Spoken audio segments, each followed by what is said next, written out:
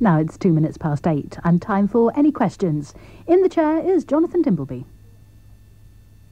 Which is 2 miles outside Newbury in Berkshire. We're the guests here of the Down House School, an independent and much sought-after boarding school for more than 560 girls, some of whom are in this audience, and who may be looking forward as much to the end of term, which is but a week away, as they are to this week's edition of the programme. On our panel, Glenys Kinnock, once a teacher and, of course, a party leader's spouse, is and for the last 5 years has been the Labour member of the European Parliament for South Wales East, a position she hopes and intends to retain after the Euro elections this June. Lord Jenkins has served in so many senior posts in government and elsewhere that I will spare you the list and remind you merely that he is the Chancellor now of Oxford University, a biographer of great distinction and the holder of the Order of Merit. He is also close to the Prime Minister, but enough of a Liberal Democrat to deride Tony Blair's Westminster Army as, quotes, know nothing, do nothing, think nothing politicians. John Redwood gave William Hague his big break by resigning as Welsh Secretary to challenge John Major in the last Parliament. One of the few from that era who still has a place in the shadow cabinet, he speaks for his party on trade and industry and anything else that comes to his mind. Matthew Parris is the much garlanded columnist and political sketch writer for The Times and other publications, who's recently acquired a certain notoriety through his penchant for outing the good and the great, like Richard Whiteley, host of Channel 4's Countdown, who apparently allows his producers to give his guests a helping hand via an earpiece. Incidentally, on this programme, the panellists are not told the questions in advance, and they alone are answerable for their answers.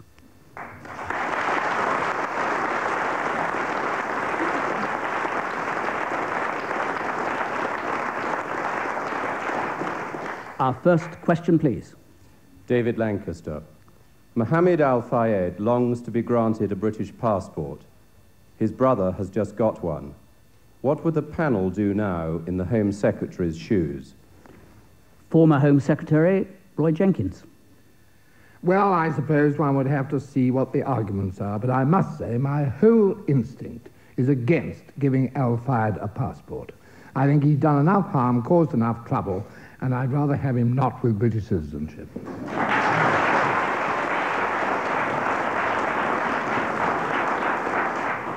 John Redwood.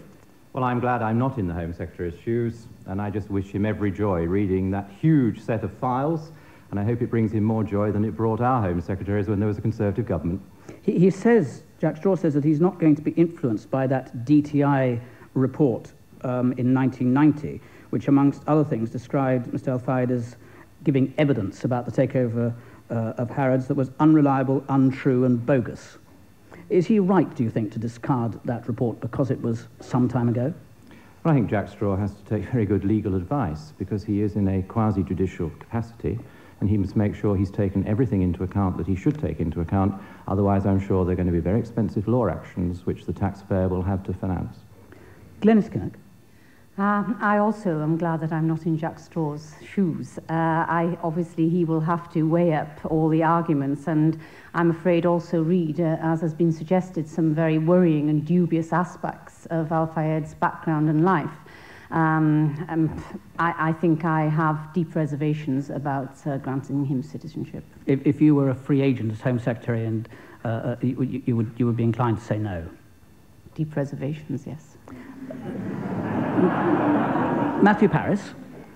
I'm a bit troubled by the idea that because you have reservations about somebody's character, you think he ought not to be a British citizen. We'd have to take citizenship away from an awful lot of British citizens if that were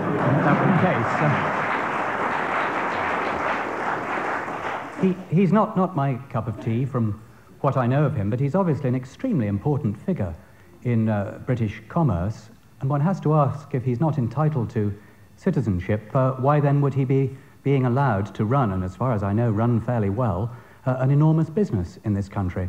On the whole, I think if he's able to run a business here, he ought to be able to allowed to live here as of right as a citizen.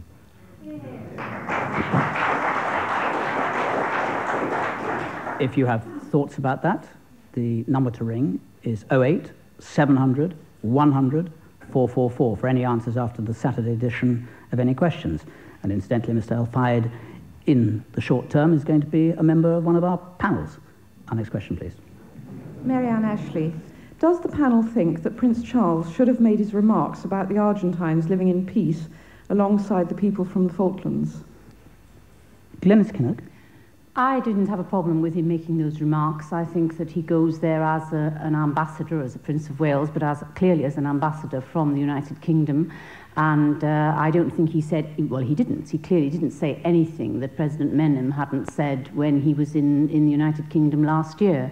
So I think apart from the tango dancing, which I am concerned about, I think that... I think that what he said about the Falklands, which is it is about people making a choice, and that the British government has assured us that there's no negotiations going on currently, and I think it's one of those storms in a teacup that the press have given a lot of attention to, and I'm sure Prince Charles has been hugely embarrassed by. Matthew Parris. I think he redeemed himself by the tango dancing. What a hero. If a woman wrapped her legs around me like that, He didn't. But Matthew, you do in this respect have a special disinterest. Disinterest? I'd run screaming from the dance floor. No, the real mistake was to send Prince Charles to Argentina in the run-up to an Argentine general election. It seems a very odd decision to me. That this issue is so charged that it was really only a matter of who got their comments in first.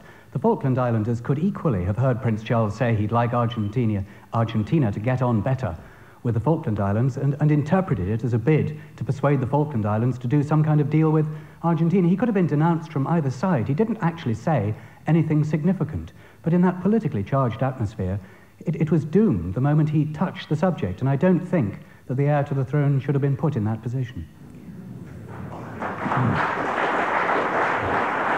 John Redwood. I think the Prince was brave to do it. I was very relieved it was he doing it rather than the Foreign Secretary. I think would have made a much worse mess of it. I think it is very important the United Kingdom sends a very clear message to Argentina that the Falkland Islands wish to remain British, and we wish them to remain British. They are British people who expect our protection and who wish to live in peace with their democratic neighbours in Argentina.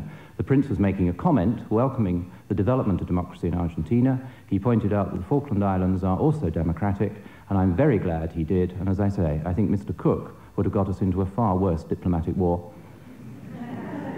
Lord Jenkins.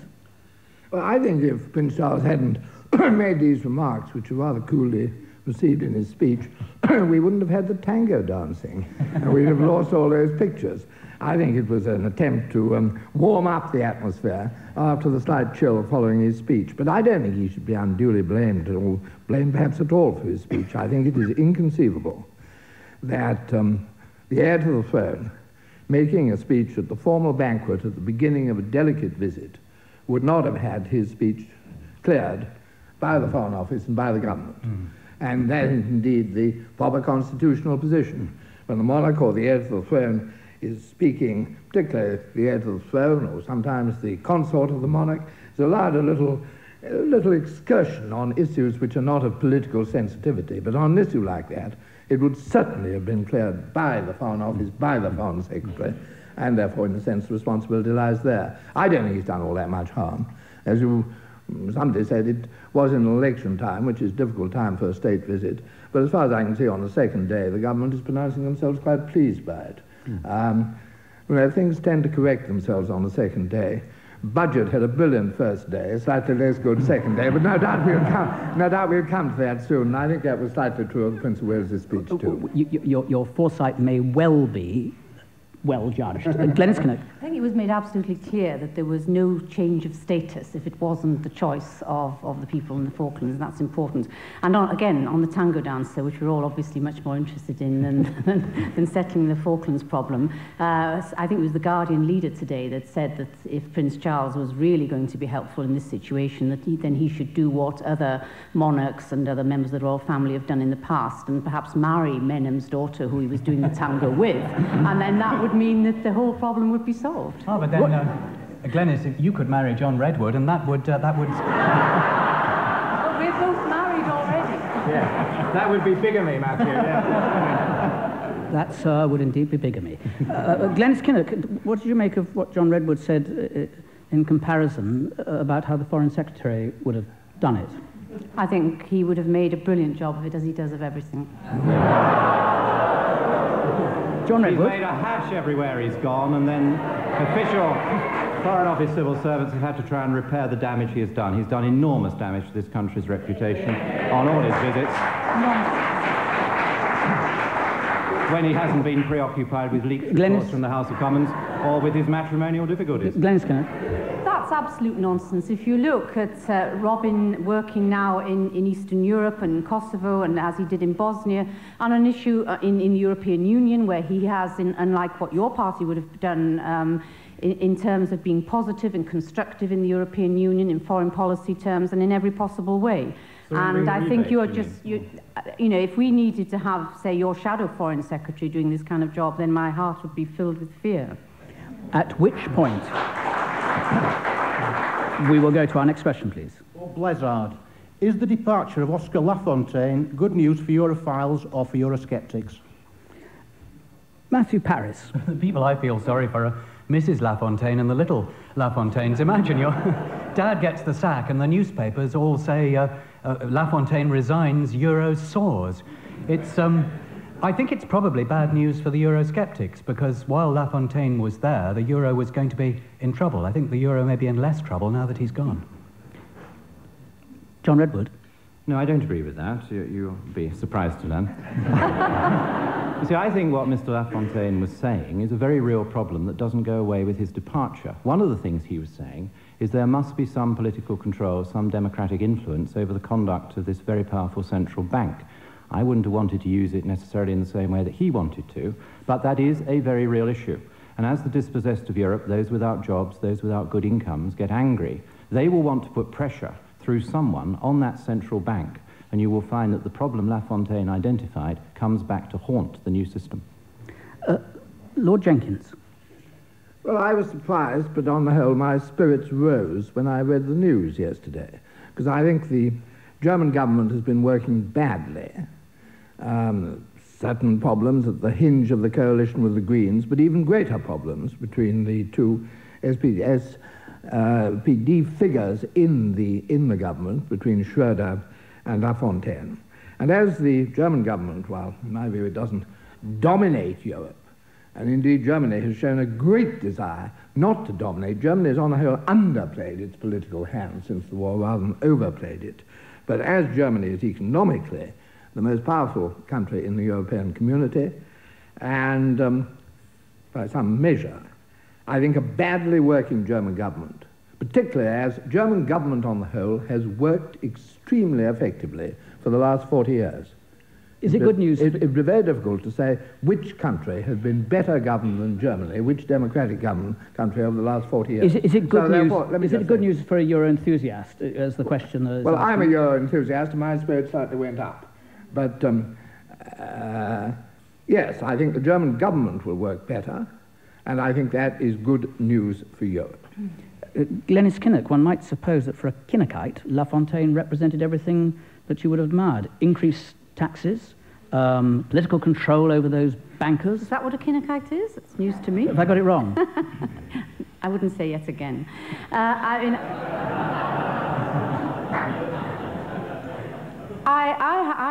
feel that he's a much maligned character, although as a Euro enthusiast, I feel that probably in terms of the Euro and in terms of the kind of destabilizing that he had not only on the Euro but on European politics, it's probably as well, and maybe that's part of the reason for it, that he has gone.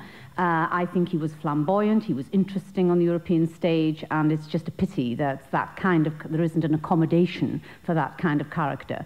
He wasn't someone who didn't think about the issues. He did very deeply. He cared about unemployment, he cared about the Euro, and he might not have handled it wisely, and I'm sure that the interest rate issue will be tackled more efficiently and effectively now. But I think what's more important is the effect on the German government. I think that now the people on the left in Germany don't have that home to go to, and they will feel cheated and abandoned for that reason.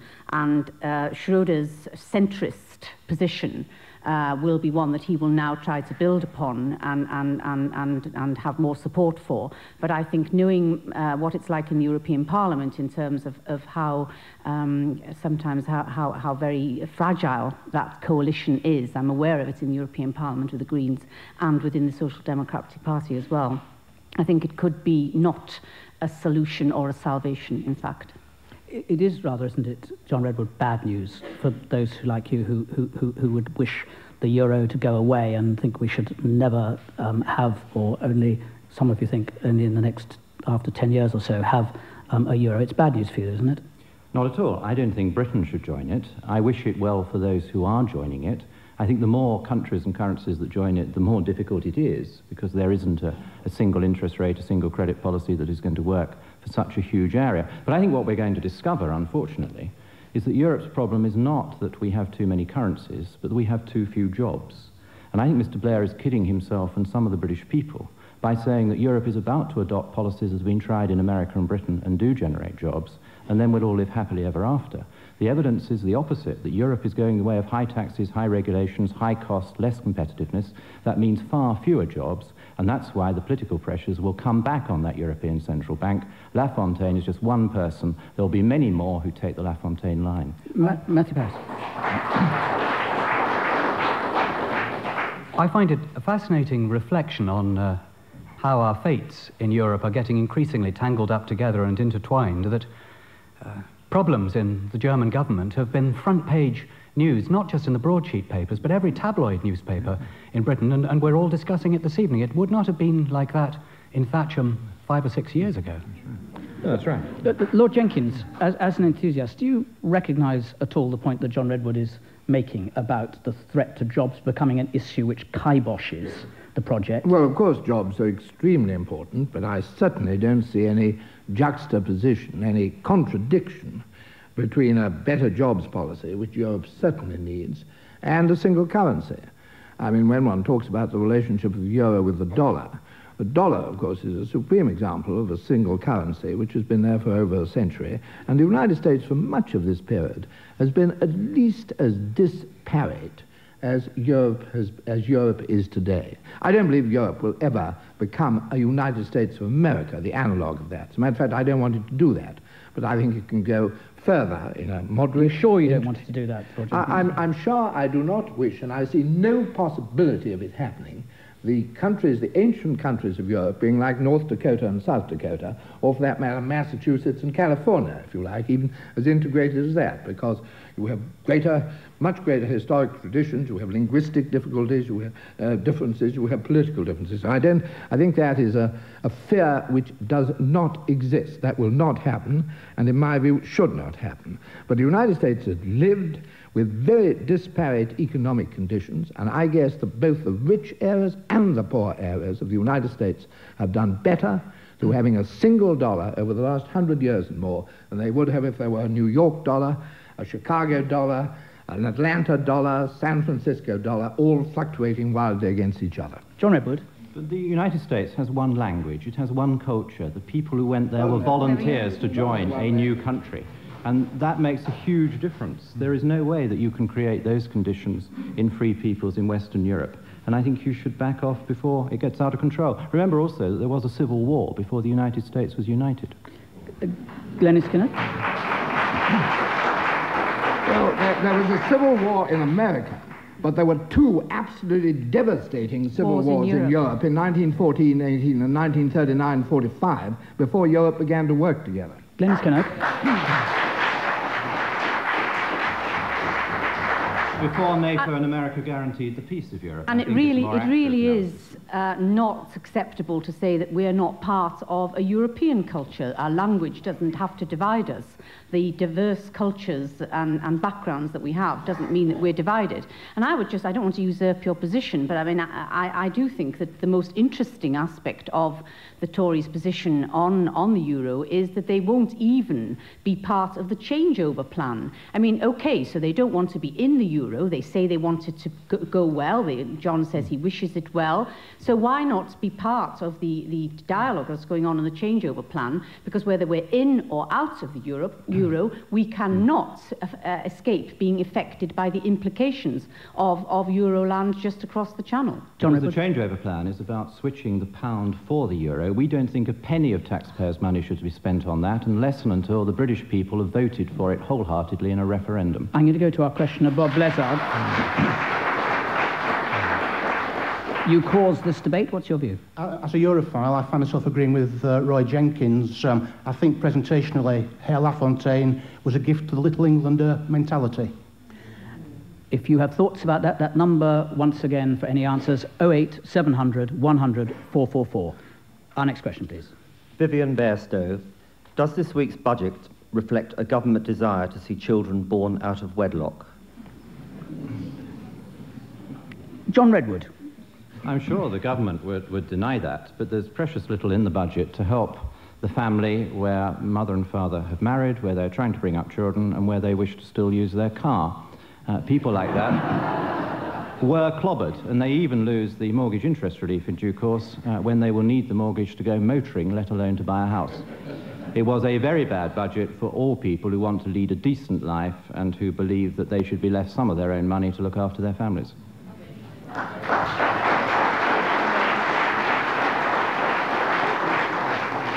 Glenys Kinnock, the abolition of the married couples allowance and its replacement by the children's tax credit and the increase in child benefit provokes the question. Well, if I thought £190 a year was an incentive to marry someone, then I think I'd question that person's motives.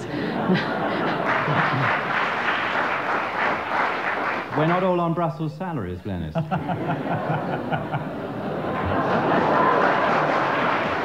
I'll treat that remark with the disdain it deserves. 700,000 children have been helped and assisted by this budget. And it isn't about, we have to accept that families are different now. And it is, of course, we had arguments about redistribution. And I'm actually quite happy that single people and childless people have been part of this redistribution, and that the money will be going to families and going to people with children, because they are generally the ones under the greatest pressure, and that's where the poverty needs to be targeted. And I'm very happy that Gordon Brown has done this, and it is a family-friendly budget, and it is about assisting children and indeed making a difference to the future of this country. Roy Jenkins.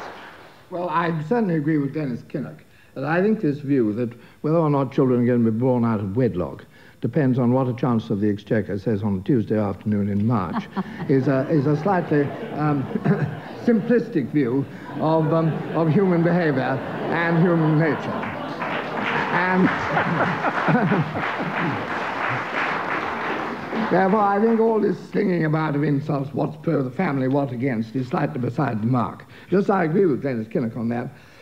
I profoundly disagree with John Redwood on saying this is an appalling budget. As a matter of fact, I think it's rather a good budget, but a slightly muddled budget with too many fiddling bits around without a clear explanation of the context in which it is all done. It's a rather restless budget, pulling too many plants up from the garden, putting them down in a slightly different place.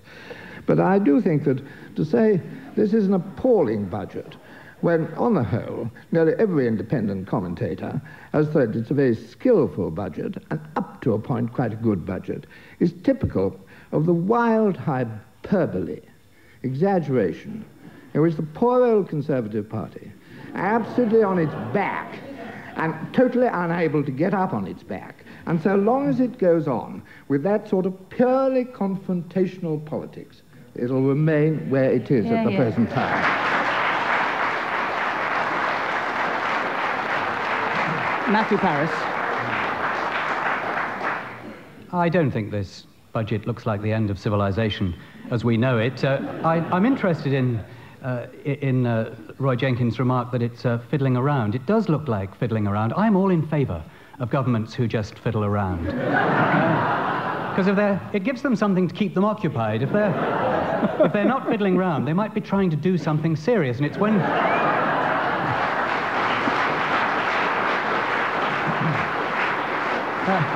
that's when things go wrong. As for married couples allowance and children's tax credit, I'm happy to say that I had no knowledge of these things in the first place, so if they've been abolished, well, too bad.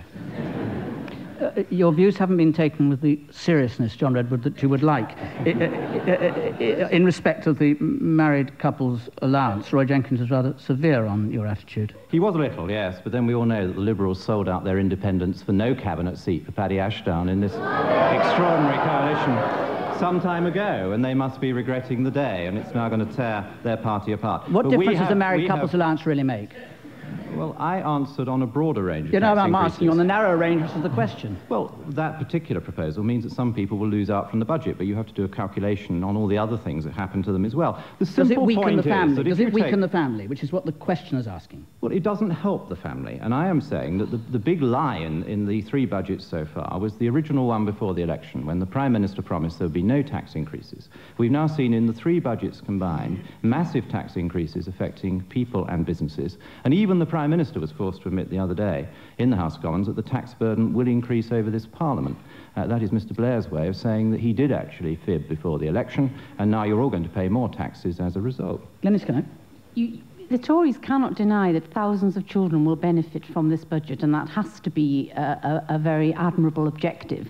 And I think what's very interesting about the Chancellor's budget is that for the first time you see a Chancellor of the Exchequer that is talking about being competent, running the economy well, but also in that budget there is social justice. It's about saying that a Chancellor, the person in charge of the finances, actually has some kind of social objectives. And Gordon Brown has shown that very clearly. And he's kept his promises on spending, on inflation. He's done all of that. And of course, the British Conservative Party has enormous difficulties with the success story that this budget has been this week, and should not carp and whinge, but should accept that this is good for the British economy and good for families in Britain. Matthew Parris. I don't normally believe in social engineering through budgets, but one thing that I wish a Chancellor would try to achieve is some way of helping. They're always trying to help parents who want to go out to work. What about trying to help parents where the husband or the wife decides to stay at home and look after the children? I wish they could do that.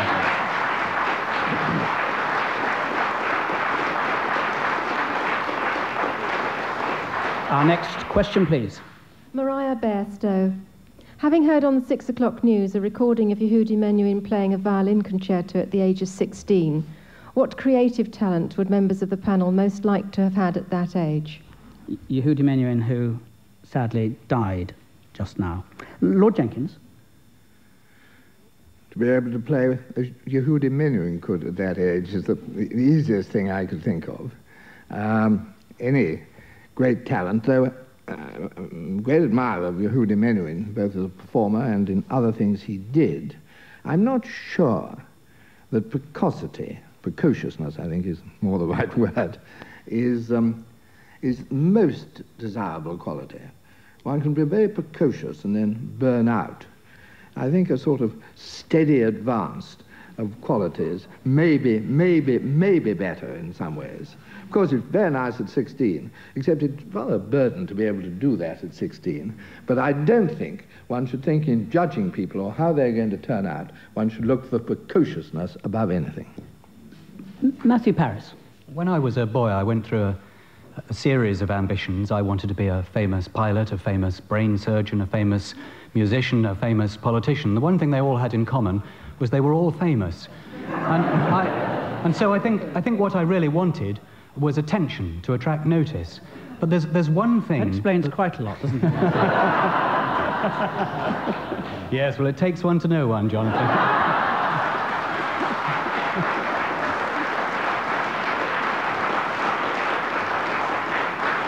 15 all, carry on. But the one thing that I've always wanted that doesn't involve anybody even knowing that it was me was to write a simple melody of the kind that catches the popular imagination and stays, and the song is sung by many people, re-recorded, re-sung, and sung perhaps hundreds of years afterwards. And I would like to come back as a ghost to Earth and hear people singing my song and not even knowing that it was my song. That's the genius I would like.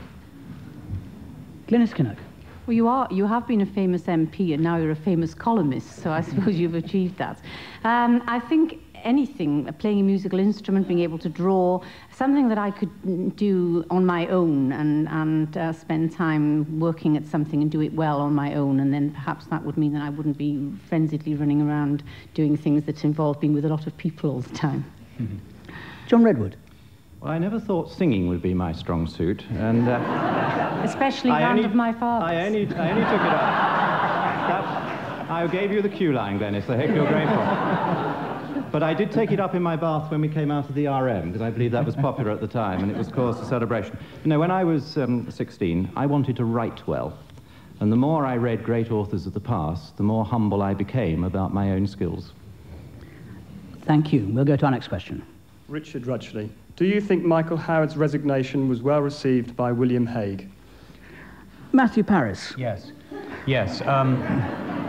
I think probably that Mr. Howard went before he was pushed. I think that he was not confident that Mr. Hague wanted him to stay till the next election, not confident that he'd win the next election anyway, at least that the party would. And so he's gone with dignity now, and I think he deserves a dignified farewell. He wasn't a popular man, but he stuck to his guns, he stuck to his principles, and he was in private as well as in public a completely loyal cabinet minister, completely loyal to all those whom he served. And I always found him privately a much nicer and more civilized man than he sometimes seemed publicly. I guess he just wants a rest from it all, and I think he deserves it. Do you think, as a political observer, that it in fact helps the Tories that he is no longer there? There's much talk about the old guard having to be removed in order to give the new guard a chance. Well, yes and no.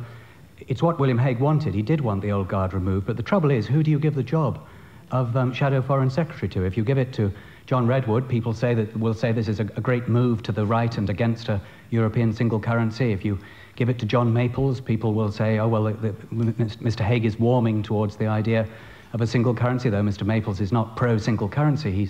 He's not where John Redwood is. So it is to fill that gap, I think, is going to be a real headache. Matthew in the Shadow Cabinet, I can assure you. Yeah. A big problem, big headache for Mr. Hague. But did you get the impression that William Hague was glad that Michael Howard said he was going to throw in this particular towel? No, I didn't get that impression, and I think it's good news and bad news. The good news is that more new talent can be brought on, which you need to do over time in a political party. The bad news is that a wise and experienced campaigner will not be at his disposal, and William respected Michael's wishes because Michael decided it was time to move on. But I think we should recognise that Michael Howard did a great deal as Home Secretary, which is now coming right and helping Jack Straw a great deal. And Michael took the brickbats for it, and Jack Straw is getting some of the benefits as crime does come down as a result of Michael's policies. And I think everyone would agree that in opposition, Michael Howard has been ferocious and good in exposing the follies of the current Foreign Secretary, and that is no mean feat over a period when the media hasn't been that interested in the Conservative message. There's been talk, scurrilous talk no doubt, that you may be for the chop. Would that be both good news and bad news in one go? Rumours of my political execution have been greatly exaggerated, I can assure you. Glenys Kinnock. Michael Howard was, as John Redwood said, part of that Conservative message. I have to say that the Tory party seems to have been the first political party in history to actually make a policy of not having any kind of strategy at all, and I think Michael Howard has to be seen as part of that. And I heard God, I slipped up there. I heard William Hague this morning on... Just wait, Glenys, just wait. Glenys, that's the first time you've been off message this evening. That's not true. I heard him this morning on the Today programme, and he was really ambivalent about whether Michael Howard was pushed or whether he agreed to go, I thought. And I'm just interested in hearing that there is this great reserve of talent out there in the Tory party in Westminster waiting to be dragged into this great this mission that William Hague has. I'm afraid I have my doubts about whether that's the case, but perhaps John has information that we don't have. Lord Jenkins. Well, I agree with Matthew Parris that Michael Howard has been a man of public abrasiveness and a good deal of private charm and attraction. So far as his private abrasiveness is concerned, public abrasiveness, I'm not sure I'm much in favour of that. I read an article somewhere today saying that the main thing he'd done in the Home Office was to rid it of the culture which I'd left there 30 years ago. And which has persisted ever since. Now, I don't know what Mr. Hague actually thinks. I think he's in favour of getting rid of dead wood. I said dead wood, not that.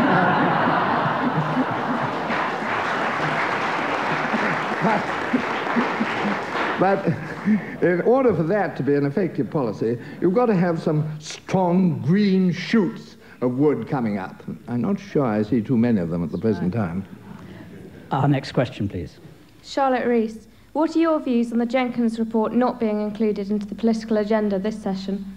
This is on electoral reform, House of Commons, proportional representation, or a version of it. John Redwood. I think it's great news for the country, because the last thing we want is an electoral system that is rigged in favour of those who vote for the least popular parties, policies and candidates. And we don't want to have a system where the power shifts from the electorate to those who get elected. And of course what happens in a PR system is that people very rarely get a majority in any one party, and so all the power shifts to the politicians behind closed doors after the election, and you get the kind of shambles we've seen in Germany in recent months, when for quite a long period they couldn't form a government at all, and now we see the difficulties of keeping a rather improbable coalition together. Indeed, the Germans got the only government they were assured they wouldn't get, because the Green and Red parties said that they would not go into alliance together were the arithmetic to move in that direction. I also think it's quite amusing, because I think the Liberal Party has been sold comprehensively down the river by Mr. Blair, whilst Mr. Blair pretends to be their great friends. Glenys Kinnock, if you could imagine such a thing, has Lord Jenkins metaphorically been kicked into touch? That's for him to say, and I also think it's for him to say whether he feels that the Liberal Party that they're being betrayed by Tony Blair and the Labour Party. I'm a strong supporter of proportional representation, and I would rather see it introduced sooner rather than later. I'm very glad that in the Scottish Parliament elections and the Welsh Assembly elections and in the European elections we will be testing out this system. And I certainly, for Wales and Scotland, I think that the system that we have is a fair system. It doesn't have the pitfalls and difficulties that John Redwood talks up in this kind of alarmist way, and I think it is quite impossible to argue for first past the post as a fair way of representing people's opinions in the United Kingdom.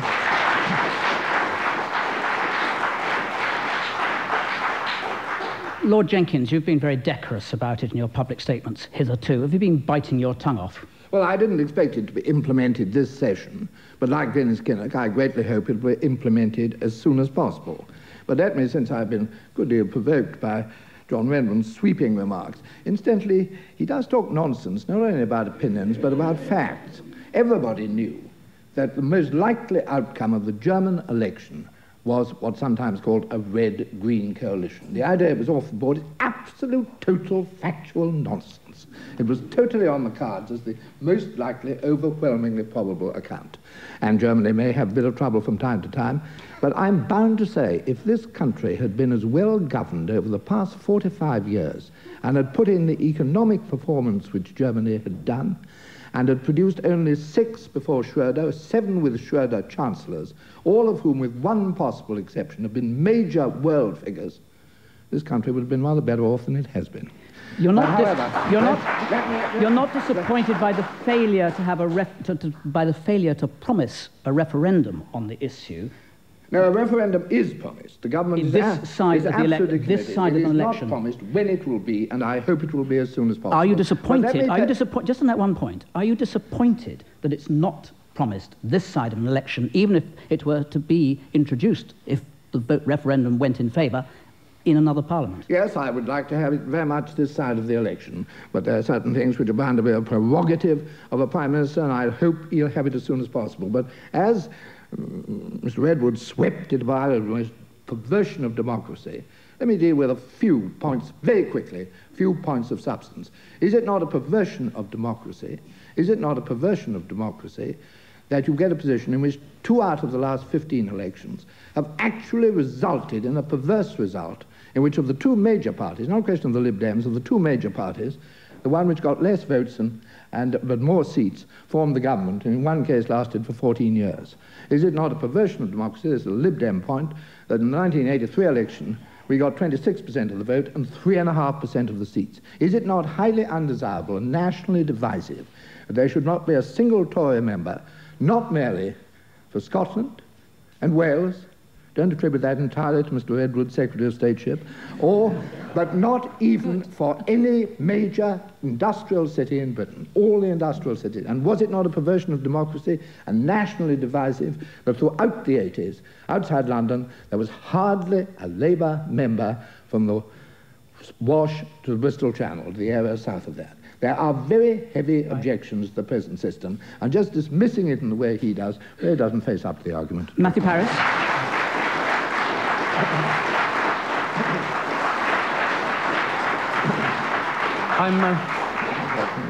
I'm afraid that Lord Jenkins has been led up the garden path by Tony Blair on this referendum. A great many Liberal Democrats were under the impression that it had been promised before the election.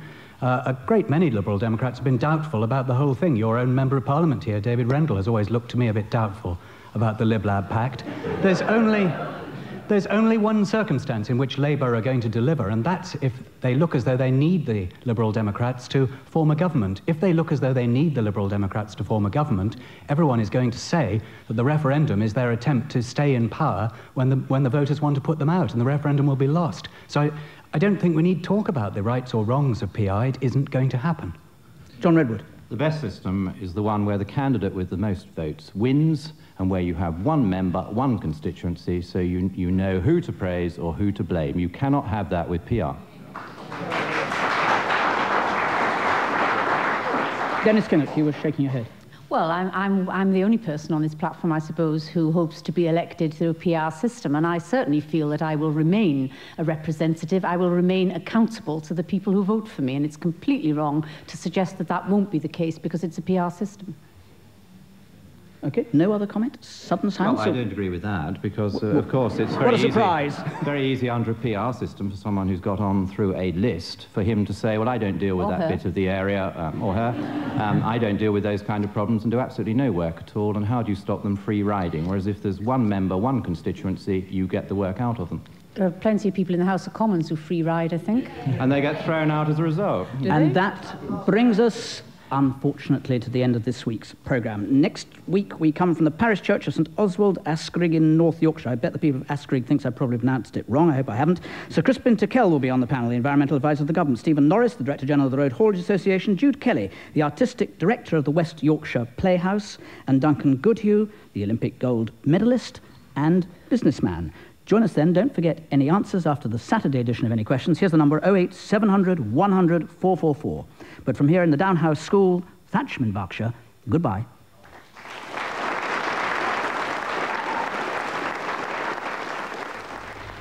On the panel for Any Questions was the Shadow Trade and Industry Secretary, the Right Honourable John Redwood MP, the Liberal Democrat peer, Lord Jenkins, Glenys Kinnock MEP for Wales South East, and the political sketchwriter Matthew Parris. Jonathan Dimbleby was in the chair, and the producer was Lisa Jenkinson.